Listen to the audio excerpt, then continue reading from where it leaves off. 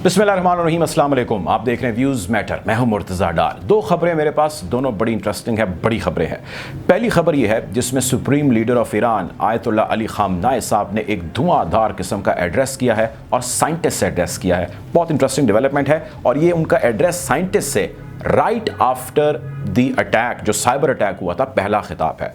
दूसरी आज जिस चीज़ पर आपसे बात करूंगा वो है कि president of Russia Vladimir Putin ने इब्राहिम रईसी से टेलीफोनिक कॉन्वर्सेशन की है और उसमें बड़ी बड़ी डेवलपमेंट्स हैं जिसका उन्होंने जिक्र किया है और इस हवाले से वेस्टर्न मीडिया में, खुसूसन अमरीकी और इजरायली मीडिया में बहुत सारे कंसर्न पाए जा रहे हैं। ये भी बहुत इंटरेस्टिंग डेवलपमेंट है।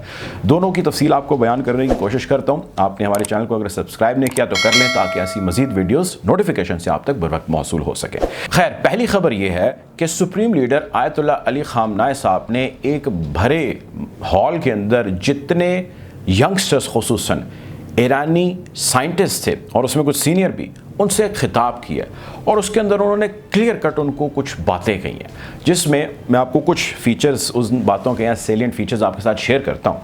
उन्होंने कहा कि भाई देखें, जो कन्वेंशनल वॉर है यानी कि रिवायती जंग है, उस पे ईरानी कौम या हमारे IRGC वाले या ईरानियन आर्मी वाले डटे हुए हैं और उन्होंने अपने अपने महाज, अपने अपने मोर्चे संभाले हुए हैं। अगर बैलिस्टिक मिसाइल की बात करें तो हमारा वो प्रोग्राम बहुत ज़्यादा एडवांस हो रहा है और हम बहुत उसमें आगे बढ़ते चले जा रहे हैं। वो ये कहते हैं कि अगर आप हमारे बात करें सैटेलाइट निज़ाम की तो हम उसके अंदर बहुत एडवांसमेंट हासिल कर रहे हैं। फिर उन्होंने कहा कि आप हमारे अगर ड्रोन प्रोग्राम की बात करें तो उसमें भी हम डटे हुए हैं और इसके साथ साथ दुनिया ये कहती है कि आप जौहरी हथियारों के अंदर भी बहुत एडवांसमेंट हासिल कर रहे हैं।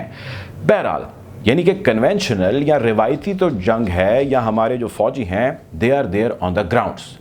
असल काम शुरू होता है आप लोगों से, चूँकि अब दौर वो है जिसमें हमारा दुश्मन हम पे रिवायती तरीके से तो हमलावर होता रहता है, उसकी कोशिश करता है, लेकिन हम पर हमले अब साइबर होते हैं। हम पर अब जो वॉर वेज की जा रही है वो साइबर है, वो वर्चुअल है। आपको याद होगा कुछ दिन कबल हमने इसके ऊपर एक तफसीली वीडियो की, मैंने आपको पूरा 360 व्यू दिया कि ईरान के अंदर किस तरह साइबर अटैक हुआ और उस साइबर अटैक के नतीजे में कितना मैसिव नुकसान था जो ईरान को हुआ और अभी भी ईरान जो है उसके नताइज भुगत रहा है और उससे निकलने की कोशिश कर रहा है। आपको याद होगा कि साइबर हमला हुआ, उसके नतीजे में बहुत सारा डेटा चोरी हो गया। पेट्रोल पंप जितने विद इन द ईरान मौजूद थे, बड़े बड़े और छोटे शहरों में, उनका सॉफ्टवेयर तबाह कर दिया गया। सो मैनुअली सारा काम ऑपरेट किया गया। फिर उसके अलावा वहाँ पे जितने साइन बोर्ड्स लगे हुए थे ईरान में सड़कों पे, होर्डिंग्स जिसको कहते हैं, जिस पे इलेक्ट्रॉनिक होर्डिंग्स है, चलें ज़्यादा मुनासिब लफ्ज़ है, उनको हैक किया गया और उनके ऊपर रहबर आला के हवाले से जो स्टेटमेंट्स या बयानात थे वो ऐसे चलाए गए जो बहुत फ्लेयर अप करने वाले थे। तो खैर, किस्सा मुख्तसर ये कि साइबर हमला किया गया और उस साइबर हमले के नतीजे में कोई दुश्मन सामने नहीं खड़ा था, लेकिन वो बजरिया दिस ऑल टेक्नोलॉजी ईरानियों के अंदर तक गया और उसको हमलावर किया और ईरानियों को उसने जिस हद तक डैमेज पहुंचाना था वो उसने पहुंचाया। इस सब के नतीजे में रिबटल या उसका जवाब ईरानियंस ने दिया। आज रहबर आला ने उसी चीज़ की अहमियत पर जोर दिया और उन्होंने कहा कि भाई 5th जनरेशन वॉर अब बहुत तेज़ी से बढ़ती चली जा रही है और इसकी अहमियत भी बहुत तेज़ी से बढ़ती चली जा रही है। आप लोग अपने महाज संभालें, आपको जो और जिस भी किस्म की जिम्मेदारी आयद की जाए उस पर डटे रहें। आप प्राइवेट सेक्टर में काम करें, आप पब्लिक सेक्टर में काम करें, आप जिस भी महाज पे काम करें, अपने जहन में ये काम जो है वो रख के करें कि आपको इस मुल्क के लिए काम करना है और इसके दिफा के लिए काम करना है। आर्टिफिशियल इंटेलिजेंस के हवाले से उन्होंने कहा कि हर गुजरते दिन के साथ ये वो काम है या ये वो टेक्नोलॉजी है जिसके अंदर लोग बहुत एडवांसमेंट हासिल कर रहे हैं। सो ईरानियंस को इसमें एडवांसमेंट हासिल करने की ज़रूरत है। डेटा ब्रीचिंग का जिक्र किया गया कि बहुत सारा डेटा हमारा ख़ास खुफिया डेटा चोरी कर लिया जाता है, उसको हमें रोकने की ज़रूरत है। हमारे पे स्पाइंग की जाती है यानी जासूसी की जाती है हमारी शख्सियात की और उनको हदफ बनाया जाता है। सो हमें उसको रोकना है। हमें टेक्नोलॉजी में बहुत आगे बढ़ना है। अगर हम नहीं बढ़ेंगे तो हमारे दुश्मन बहुत ज़्यादा हैं, अगर हम नहीं बढ़ेंगे तो उनके हमले तगड़े हैं, अगर हम अब स्ट्रॉन्ग नहीं होंगे तो हम बहुत पीछे रह जाएंगे। खैर, साइंटिस्ट ईरानियंस ऑलरेडी काफ़ी विजिलेंट हैं और इसके ऊपर काम भी कर रहे हैं और ईरान की यूनिवर्सिटीज़ दुनिया की अच्छी तरीन टॉप 100 यूनिवर्सिटीज़ में भी शुमार की जाती हैं। इसके ऊपर भी खैर हमने कुछ अर्सा कबल एक वीडियो की थी। बट इस एड्रेस का मेन मकसद या प्राइमरी मकसद ये था कि अपने आप को 5th जनरेशन वॉर के लिए मज़ीद तगड़ा करें, साइंटिस्ट मज़ीद मेहनत करें, जिस भी वो इंडस्ट्री के अंदर काम कर रहे हैं, वो डेटा साइंटिस्ट हैं, वो इलेक्ट्रॉनिक्स के हैं, या वो आर्टिफिशियल इंटेलिजेंस के हैं, या वो एरोनॉटिकल के हैं, या वॉरफेयर के हैं, या जिस भी चीज़ के हैं। खैर, दूसरी खबर आज ये है कि सदर रशिया व्लादिमीर पुतिन ने फ़ोन किया है सदर ईरान इब्राहिम रईसी को, और उस फ़ोन के अंदर 2-3 चीज़ें हैं जिसके ऊपर बड़ी तफसीली इनकी बातचीत हुई और वेस्टर्न मीडिया उसको बड़ा हाईलाइट कर रहा है। एक तो उन्होंने बात की कि भाई हमारे आपसी ताल्लुकात यानी कि ईरान के और रूस के, हमें उसको आगे लेके बढ़ना है, और इस हवाले से जो उन्होंने बातचीत की उन्होंने ये तय किया कि चूँकि हम दोनों ममालिक तय कर चुके हैं कि हमने बायलैटरली आगे बढ़ना है और हमारे ममालिक के दरमियान बहुत सारे मुआहदे होने हैं उसी किस्म के जिस किस्म के माजी में चाइना और ईरान कर चुके हैं। उसका हजम शायद इतना नहीं होगा, लेकिन अच्छा खासा तगड़ा चंक जो है रूस इन्वेस्ट करेगा ईरान में, और ईरान जो है उसका रिबटल देगा रशिया को।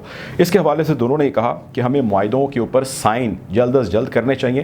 यानी इसका दूसरा मतलब ये कि जिन जिन हमने अपने सेक्टर्स को या जिन जिन हमने डिपार्टमेंट्स को असाइन किए हैं कि जी आप पॉलिसी और प्लान लाएं ताकि दोनों मालिक ऐसे काम कर सकते हैं, तो उसको तेज़ी से आगे बढ़ाया जाए और हम साइन करें और आगे बढ़ें। एक तो उन्होंने ये बात की।